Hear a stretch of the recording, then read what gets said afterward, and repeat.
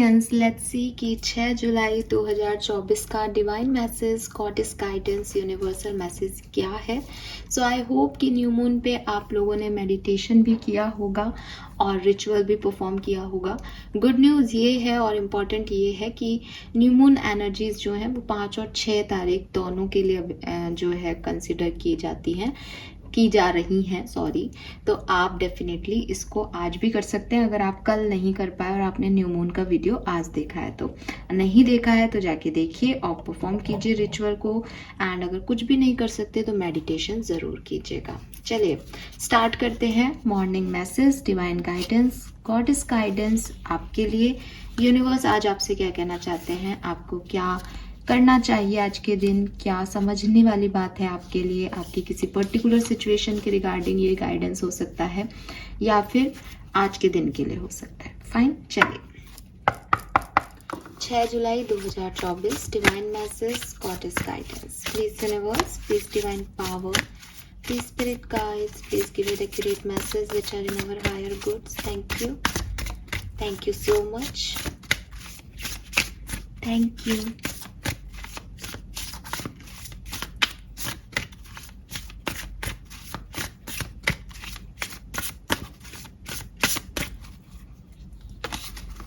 Alright, so आज का जो मैसेज है वो है सोर्स। Wow, source, okay. बाद में हम इसका मीनिंग देखते हैं। Source, very nice, okay.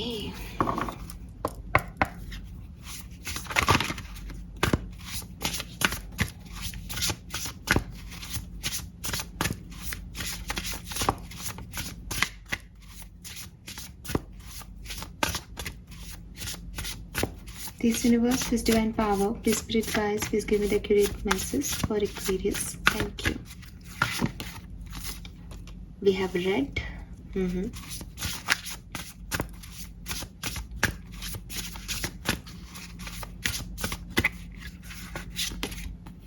We have villain. And bottom में है sun, number 11. Very nice.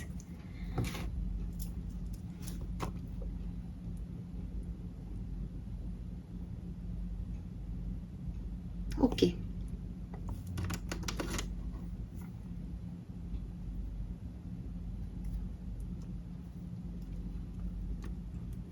Thirty 8 is also 11. Number 10, number 11. 10, 11. Yes. 111 number आपको बहुत सिग्निफिकेंटली दिखेगा, ठीक है। एंड देखो न्यू मून की एनर्जी है और 1 नंबर आ रहा है यहाँ पे। 1 नंबर डेफिनेटली 1, 11, 111 ये नंबर्स आपके लिए काफ़ी खास हो सकते हैं किसी भी तरीके से, ठीक है। एंड दूसरी जो कलर की अगर मैं बात करती हूँ तो अगेन आप महसूस करोगे कि यहाँ पे भी वाटर है, पानी है ढेर सारा, यहाँ पे भी पानी है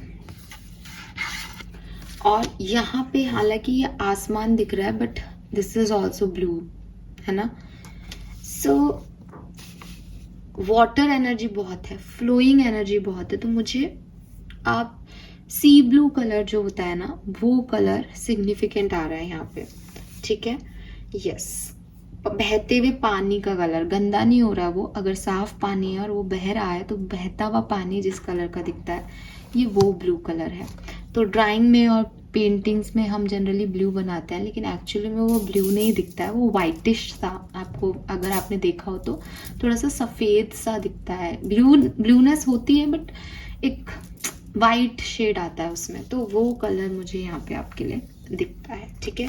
आप यहाँ पे भी देखोगे आसमान में भी बादल होते हैं ना तो वो वाइट शेड आता है, तो यहाँ पे वो शेड आ रहा है।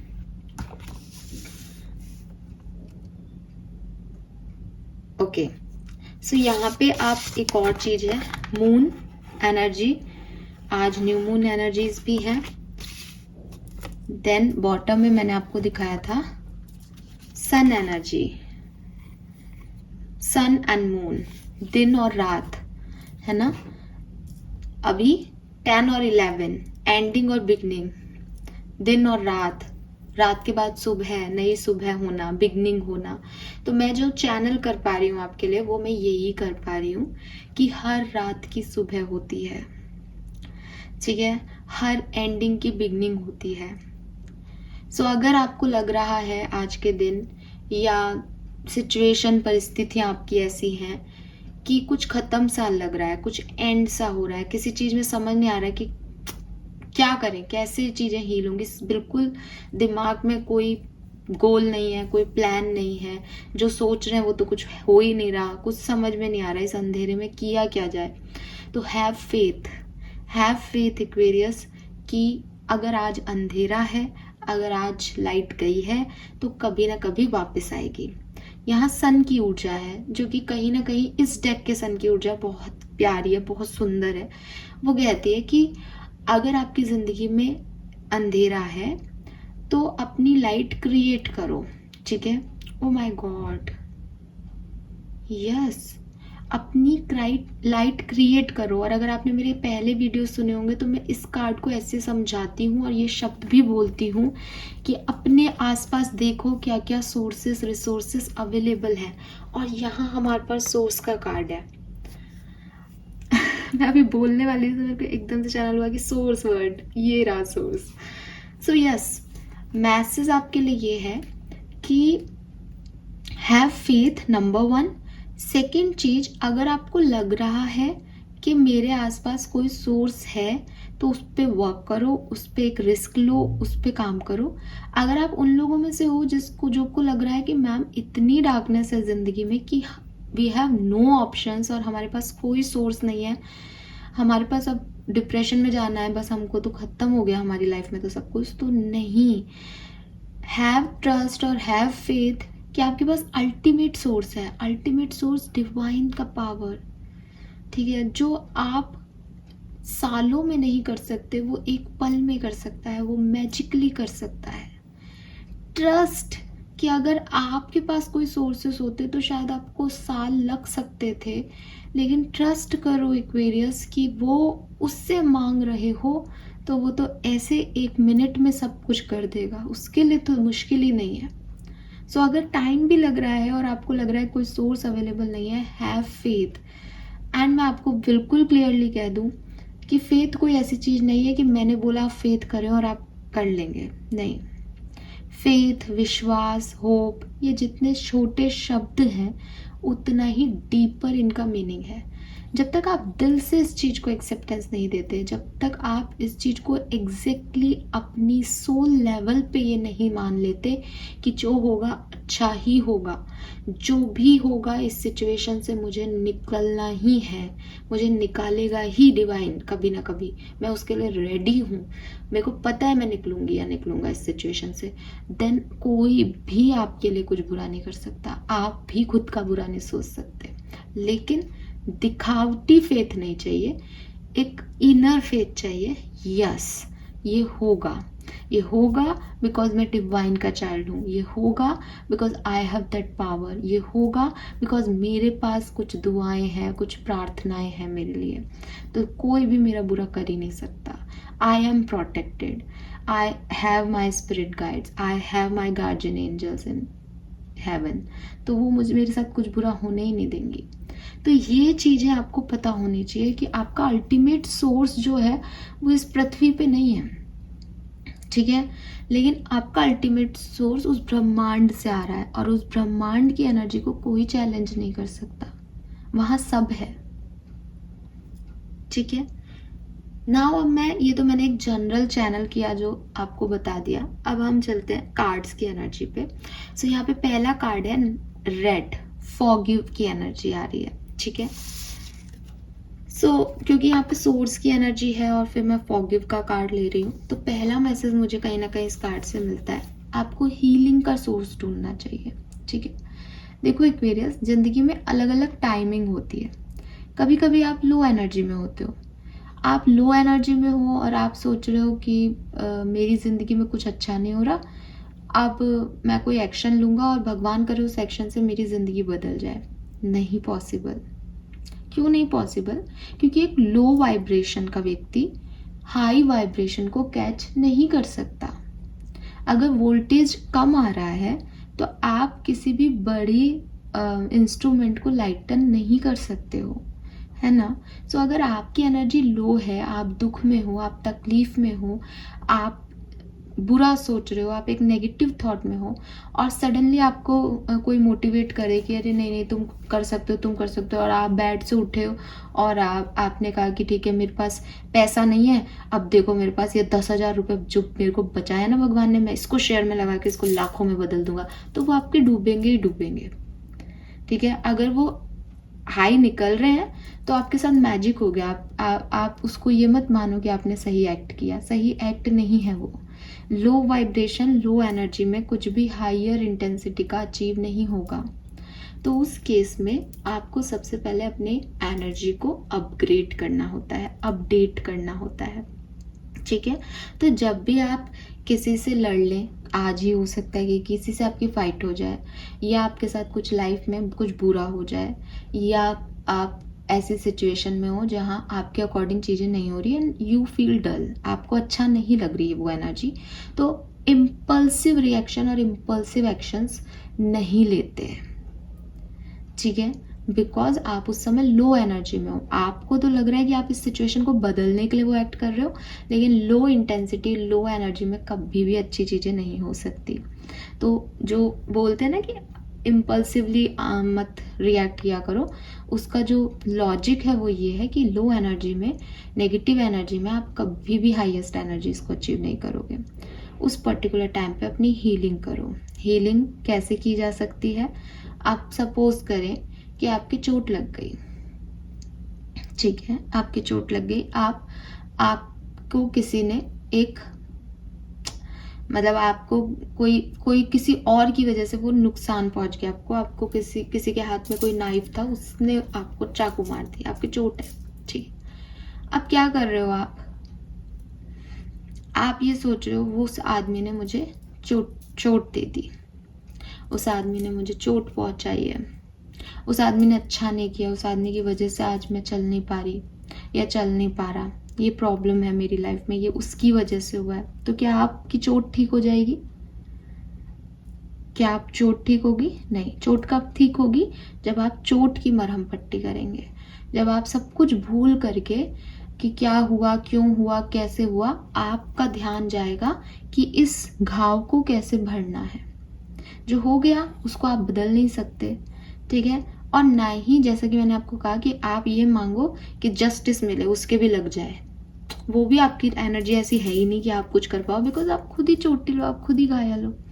तो उस पर्टिकुलर टाइम पे अगर आपके साथ कुछ बुरा हुआ है, आप एक लो एनर्जी में हो और आप सिर्फ जस्टिस की डिमांड कर रहे हो, गुस्सा कर रहे हो या जलूल एक्शन रिएक्शन दे रहे हो, वह आपको हील नहीं कर रहा है और आपके कोई मैनिफेस्टेशन कंप्लीट नहीं होंगे, आप आगे बढ़ ही नहीं रहे हो, आप सिर्फ बेड पे लेटे हो, ना आपकी चोट ठीक हो रही है, ना आप चल पा रहे हो, ना कुछ हो रहा है, बस आप अपने मन में एक नेगेटिविटी बैठा रखी है कि उसकी वजह से ये हुआ है और उसको सजा मिलनी चाहिए। और आपको लग रहा है कि मेरे साथ में, अनडाउटेडली आप सही हो अपनी जगह कि आपको किसी ने हर्ट किया है तो होना चाहिए, लेकिन आप पोजीशन समझ रहे हो, जगह समझ रहे हो अपनी, आपकी फ्रीक्वेंसी समझ रहे हो उस पर्टिकुलर टाइम पे। तो मैंने यही कहा कि हर स्टेज में सारी चीज़ें काम नहीं करती, आपको ये पता होना चाहिए कि आप लाइफ के कौन से स्टेज पे हो एट प्रेजेंट। ठीक है, यहाँ लाइफ में डिवाइन मैजिक क्रिएट कर सकते हैं, बट आपकी एनर्जीज आपका कर्म है, आपकी एनर्जीज को मेंटेन करना आपका कर्म है, अदरवाइज वो मैजिक होंगे। मान लो आप उनको सजा भी मिले या उनके लिए कुछ हो, तो भी आपकी ज़िंदगी में कुछ नहीं सुधर रहा। आपको खुशी, हमें ऐसा लगता है कि उसके साथ बुरा होगा तो हमें अच्छा लगेगा, नहीं, जब तक हम बेड पे लेटे और वो भी बेड पे आ जाए तो हमको कोई संतुष्टि नहीं मिलेगी। अच्छा वही है कि हम बेड से खड़े हों और सामने वाले ने गलत किया तो उसको सजा मिले। लेकिन अगर आप नेगेटिव एनर्जी में हो या लो एनर्जी में हो और आप अपना ध्यान नहीं रख रहे और सामने वाले के लिए ये चाह रहे हो, तो इट मीन्स कि आप जो स्टेज में हो उस स्टेज के अकॉर्डिंग एक्ट नहीं कर रहे हो। तो यूनिवर्स आपको यही कह रहे हैं कि आप में से कुछ लोग ऐसे हैं जिन्होंने अभी अपनी पूरी हीलिंग ही नहीं की है।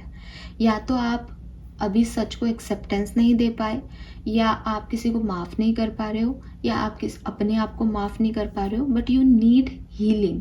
और जब सोर्सेज की एनर्जी आती है तो अगेन आपको उन सोर्सेज को तलाशना है जो आपको हील करे, उन सोर्सेज को तलाशना नहीं है जो आपको इस सिचुएशन से आगे ले जाए। आप हील होगे तो अपने आप आगे आ जाओगे, ठीक है। तो हो सकता है कि आपका दिमाग सही तरीके से एक्ट नहीं कर रहा है इस समय।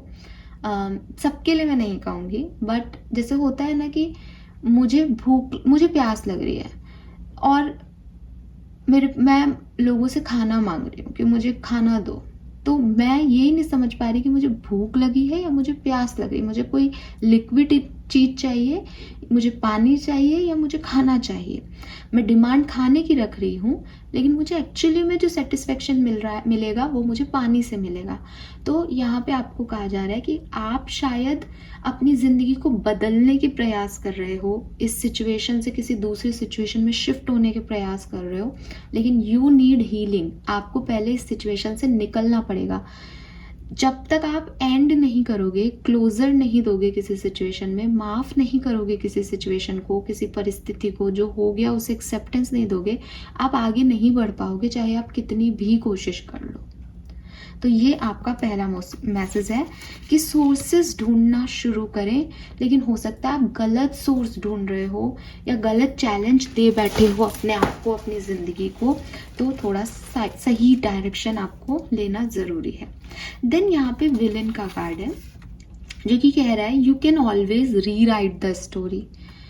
अब अगेन यहाँ नंबर 10 की ऊर्जा है, एंडिंग और न्यू बिगनिंग की ऊर्जा है। तो यूनिवर्स आपको कह रहे हैं, देखो न्यू मून एनर्जीज भी है। न्यू मून अपने आप में न्यू बिगनिंग की बात करता है कि जो पास्ट था वो आप भूलें और आगे बढ़ें, नया कुछ सोचें, नए आइडियाज़ पे फंक्शन करें। अब आप कहोगे आपने तो मना कर दिया नए आइडियाज़ पे। हाँ, आप लोगों के लिए मैसेज ये है कि आप हील करें पहले। लेकिन हीलिंग क्या है? हीलिंग बेसिकली क्या होती है?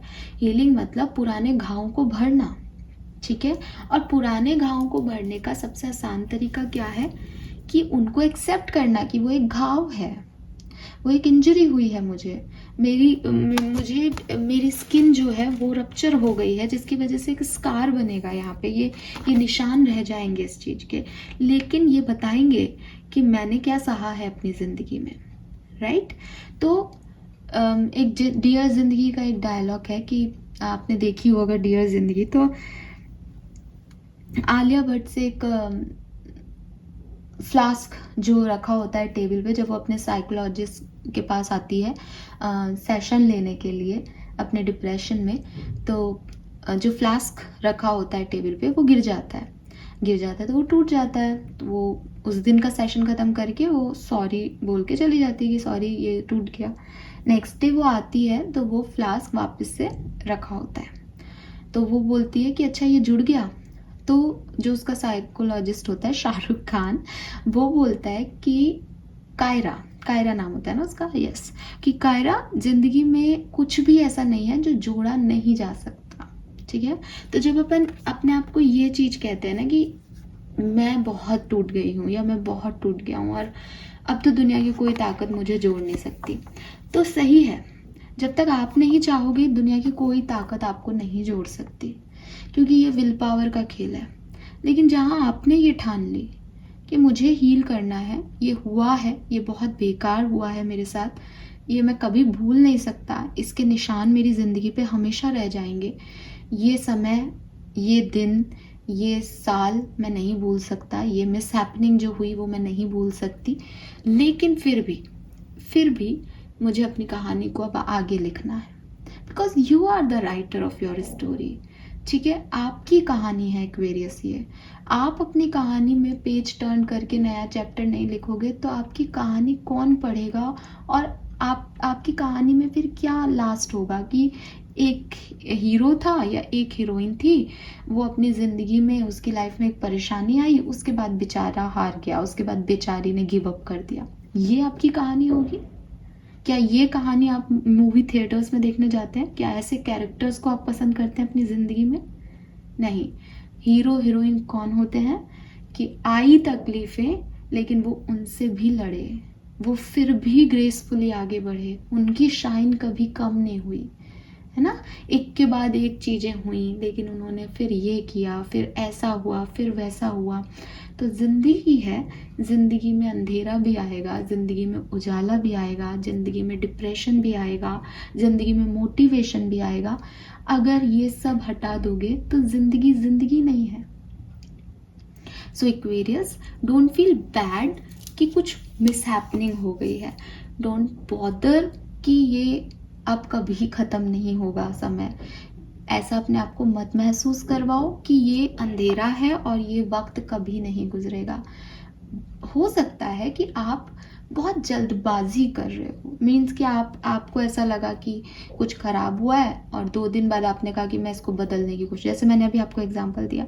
तो ये इतनी जल्दी नहीं होगा, ठीक है। आपको चोट लगी है, आपको बेड रेस्ट के लिए बोला है और आप जो है बेड से उठ करके चलने लग जाओ, तो जो थोड़ा बहुत आपका हीलिंग हुआ है वो भी घाव फट जाएगा, ब्लीडिंग और हो जाएगी और आपको शायद 6 महीने की जगह 1 साल तक आपको रेस्ट करना पड़े। But it's okay, it's okay, ठीक है। मैं हमेशा लोगों से कहती हूँ कि अपने लिए समय निकालना, जैसे कई बार होता है ना कि हम वर्क प्लेसेस पे जाते हैं और कि आज कमाने जाना है। मैं जानती हूँ कि रिस्पॉन्सिबल व्यक्ति जो होता है वो छुट्टी नहीं ले सकता, वो हमारी तरह नहीं सोचता कि मैं घूमने चली जाऊँगी या घूमने चला जाऊँ, एक मैं छुट्टी लेके घर बैठ गई हूँ, ठीक है। रिस्पॉन्सिबिलिटीज़ आपको काम करने पे मजबूर कर देती है। आई न्यू इट, मैं इस चीज़ को जानती हूँ, मैं इस चीज़ को समझती हूँ। लेकिन फिर भी मैं आपको यही कहूँगी कि जब आप ज़िंदगी में बहुत थक जाओ, क्योंकि वो एक रूटीन चल रहा है ना, कि आई हैट्स ऑफ, मैं बिल्कुल दिल से हाथ जोड़ के ग्रैटिट्यूड शो करती हूँ उन लोगों के लिए जो अपने परिवार के लिए, अपनों के लिए अपनी पूरी ज़िंदगी जो है वो उस स्ट्रगल में, उस बोरियत में बिता देते हैं। उनके पास कोई एंटरटेनमेंट नहीं होता, वो अपने लिए छुट्टियां नहीं लेते। मैं लिटरली बहुत दिल से उन लोगों को अप्रिशिएट करती हूँ। लेकिन एज ए हीलर यहाँ बैठ करके मैं सीरियसली आप लोगों को एक बात कहना चाहती हूँ कि आपके ऊपर चाहे कितना भी बर्डन हो, चाहे कितनी भी रिस्पॉन्सिबिलिटी हो, अगर आप कभी थक जाओ, है ना, जब आपको लगे कि यार अब बहुत बोरियत हो रही है ज़िंदगी से, तो आप चाहे खर्चा मत करो, लेकिन कुछ CL PL EL कुछ तो मिलता होगा ना। एक दिन छुट्टी लेकर के अपने साथ वक्त बिताओ, अपने आप को हील करो। कंटिन्यू काम करके आपको लगता है कि ये मेरी रिस्पॉन्सिबिलिटीज़ हैं, छुट्टी थोड़ी ली जा सकती है काम से, आप लोग सही कह रहे हो, लेकिन आपकी बॉडी, आपकी सोल, आपका ऑरा वो थक जाता है, एनर्जीज को काउंट करते करते वो थक जाता है और आप सोचते हो कि थकान है, काम तो करना ही पड़ेगा। तो जब भी कभी ऐसा लगे कि रूटीन हो रहा है, बहुत लंबा समय हो रहा है, आज की जनरेशन को ये नहीं लगता, बिकॉज मैं देखती हूँ मेरे साथ वालों को भी और मैं जानती हूँ कि यूथ बहुत आज के टाइम में बहुत अलग तरीके से सोचता है। वो मतलब काम करता है और छुट्टियां भी लेता है और घूमने भी जाता है, वो अपनी हॉबीज़ पे भी फोकस्ड है। मैं इस चीज़ को अप्रिशिएट करती हूँ, मुझे इसमें कोई प्रॉब्लम नहीं लगती। लेकिन मेरे फादर या आपके फादर या कोई बड़े जो मिड एज 40 वाले साल के लोग हैं, या कुछ सिंगल मदर सिंगल फादर है जिनकी लाइफ में वो एक्सपेक्टेशंस नहीं थे लेकिन सडनली रिस्पॉन्सिबिलिटी आ गई, वो लोग शायद ऐसे हों, वो छुट्टी नहीं लेना चाहते। वो मतलब मेरे पापा को कोई तबीयत भी खराब होगी तो इट्स लाइक नहीं, मुझे तो जाना है ऑफिस में, जैसे हम कहते थे कि आपके बिना भी ऑफिस चलेगा। तो वही चीज़ है कि एक वो रहता है, जील रहता है कि नहीं नहीं कुछ भी हो चाहे जाना है, यहाँ पे क्या करूँगा, घर पे क्या करूँगा, है ना। जबकि मैं छुट्टी ले लेती हूँ, अगर मुझे नहीं होता मैं छुट्टी लेती हूँ। आपने देखा होगा मैं अपने काम से भी मैं इनर वर्क करती हूँ, मैं छुट्टी ले लेती हूँ। तो पापा ये कहते तू गई नहीं यार, तेरा बस बढ़िया ऐसे बेकार में छुट्टी। तो वो बेकार की छुट्टी ऐसी दिखती है कि वो बेकार की है, लेकिन कभी कभी हम बहुत बहुत थक जाते हैं, तो वो छुट्टी ले लेनी चाहिए, ऐसा मुझे लगता है। मैं नहीं कह रही कि वो लोग गलत हैं या वो ज़्यादा सही है, वो मैं नहीं कह रही, बट एज ए हीलर मैं इस चीज़ को मानती हूँ कि कभी बहुत ज़्यादा रम जाओ किसी चीज़ में तो छुट्टी ले लेना, या उससे ब्रेक ले लेना कहना चाहिए, छुट्टी भी नहीं, एक ब्रेक ले लेना बहुत ज़रूरी है। तो आपको यहाँ पे जो मैसेज है वो यही है, मुझे नहीं पता मैं वहाँ तक कैसे चली गई थी, लेकिन मैसेज यही है कि लाइफ में अगर आप जैसा सोच रहे हो वैसे काम नहीं बन रहे तो थोड़ा पेशेंस रख लो, थोड़ा पीछे हट जाओ। ज़रूरी नहीं है कि समुद्र में तूफान आ रहा है तो ही आपको समुद्र को क्रॉस करना है, ऐसा कहीं नहीं लिखा ना। आपको समुद्र को क्रॉस करना है और आप कर भी लोगे, लेकिन आप तूफान में ही कश्ती निकालो तो ये बेवकूफ़ी होगी। इसे एक्शन लेना, टाइम वेस्ट ना करना, ये नहीं कहते इसे, स्पिरिचुअलिटी में तो नहीं कहते। सही समय पे एक्ट करना ज़रूरी है, एग्रीड, लेकिन सही अप्रोच में एक्ट करना भी ज़रूरी है ना। तो आपका अप्रोच क्या है वो भी मैटर करता है, टाइमिंग मैटर करता है, आई एग्री विद इट। तो अगर आप जल्दबाजी कर रहे हो किसी चीज़ में, या आप बहुत जल्दी गिव अप कर रहे हो, या बहुत ओवर एनर्जाइज होकर के एक्ट करने की कोशिश कर रहे हो जबकि आप नहीं हो उस एनर्जी में, तो वहाँ आपको रुकना चाहिए, ठीक है। Then we have source. Source का कार्ड आपको कह रहा है, divine beloved who knows that you are my source fill me with confidence and faith so I know I never have to beg, just gratefully receive। so बड़ा ही प्यारा सा message है इस कार्ड का। अगर आप बैग कर रहे हो किसी चीज़ के लिए, ठीक है, बैगिंग मीन्स, अच्छा ये बैगिंग ऐसा नहीं है कि आप किसी इंसान से कुछ पैसा मांग रहे हो, नहीं, हो सकता है आप मांग रहे हो, अगर आप मांग रहे हो तो मैसेज आपके लिए है डेफिनेटली। लेकिन कई बार हम क्या करते हैं, हम मंदिर गए, ठीक है, एंड हाथ जोड़ करके प्लीज़ मुझे ये दे दो, प्लीज़ ऐसा कर दो, प्लीज़ वैसा कर दो, प्लीज़ ऐसे हो जाना चाहिए, अब तक तो ये हो जाना चाहिए था, अब तो बदल दो, मैंने क्या बुरा किया है, प्लीज़ मेरी सिचुएशन बदल दो, ऐसे करके जैसे भीख मांग रहे हो ना, ऐसे मांग रहे हैं। सही कर रहे हैं अपन? आपको लगता है ये सही एक्ट है? नहीं। क्यों नहीं है? क्योंकि उस परमात्मा ने आपको एक ज़िंदगी दी है, ठीक है, आपके माँ बाप ने आपको एक ज़िंदगी दी है। उस ज़िंदगी को सही तरीके से एक्ट हम नहीं कर रहे, सही कर्म हम नहीं कर रहे, और फिर हम ब्लेम और रिक्वेस्ट लेकर के भगवान के पास जा रहे हैं और कह रहे हैं कि ये कर दो, वो कर दो। वो नहीं कर रहे तो हमारे लिए वो गलत है, वो कर रहे हैं तो हमें सेटिस्फेक्शन नहीं है कि आप ऐसे क्यों कर रहे हो, हमें तो ये चाहिए था। तो अच्छी चीज़ क्या है? अच्छी चीज़ ये है कि ठीक है, आपके फादर जैसे हैं भगवान, तो आपने वहाँ पे बैगिंग कर ली, कोई बात नहीं, ठीक है, लेकिन अच्छी चीज़ क्या है कि आई एम ओपन, मैं ओपन हूँ रिसीविंग के लिए, जो अच्छा हो वो देना। ये दे दो, वो दे दो, ढीगड़ा दे दो, फलाना दे दो, इट्स बैगिंग। जो तुम्हारे पास है वो कुछ हिस्सा अगर मेरे तक पहुंचा सकते हो तो पहुंचा दो, आई एम ओपन। सो आपको यहाँ आना है एक्वेरियस, आपको इस स्टेज पे आना है, आपको किसी से कुछ मांगना नहीं है, आपको ग्रेसफुली एक्ट करना है, आपको यूनिवर्स को मैनिफेस्टेशंस के थ्रू एग्री कराना है अपनी बात पे।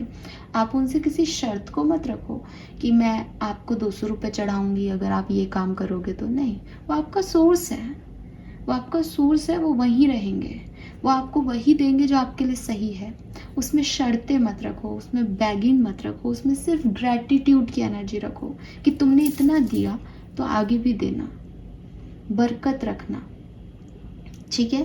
सो आपके लिए ये एनर्जीज हैं कि आपको ऐसा लग रहा है कि आपके लिए कोई सोर्स अवेलेबल नहीं है, ये एक काली रात है, इसका कोई सवेरा नहीं है, नहीं एक्वेरियस, आप गलत टाइम पे सवेरा चाहते हो। कोई व्यक्ति 2 बजे रात के उठ जाए और कहे कि अब सूर्योदय हो जाए, क्यों नहीं हो रहा सूर्योदय, तो वो 2 बजे से सुबह के 6 बजे तक सिर्फ एवं परेशान है क्योंकि सूर्योदय 6 बजे ही होना है।